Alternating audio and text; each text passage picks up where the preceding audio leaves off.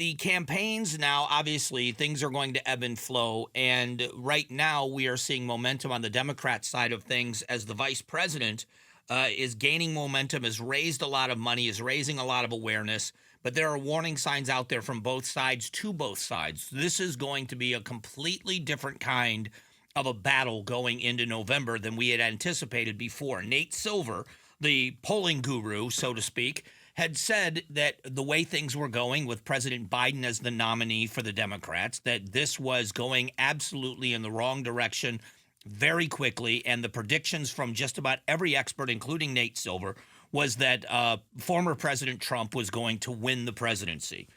That has now changed to a toss-up. And here's the sub-headline. Statistician previously predicted Harris winning the popular vote but falling short in the Electoral College. Right now it's a toss-up. And that has to do with what's going on in swing states. We are going to see a huge amount of attention being paid to places like Arizona. They've closed the gap in Nevada. But if you look nationally right now, you would think if you looked at some of the headlines, it depends on where you get your news from. And we look at a very broad spectrum of news sources. It looks like this is now just going to be a runaway for the vice president. I don't believe that's actually true either. But what we have seen is messaging has to change. I know this is a silly analogy. Football started again last night. Thank God football is back.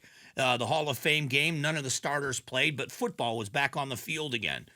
Anybody that will tell you at that professional level, you can be game planning for the starting quarterback. And if the starting quarterback gets hurt midweek and you have to start your backup quarterback, and everybody sees the backup quarterback had this immense amount of success, and like, oh my gosh, this guy is amazing. How come he's not the starter?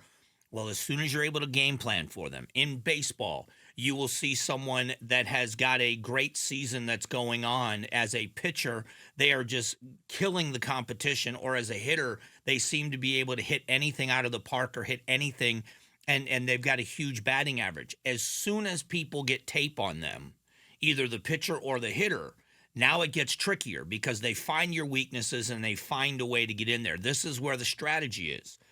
And I think the advantage for the vice president is this, that the former president is a known quantity. He's a known entity. You know what he is. You know what he's going to do. You know how to game plan. The other part of this, though, is that she has been kind of an unknown. And what they're doing is sticking to the plan.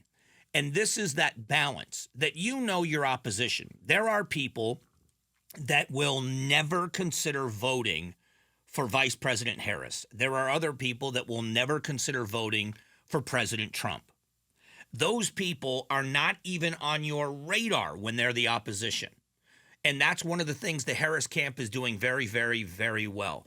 They don't care what the opposition is saying. They really are ignoring it.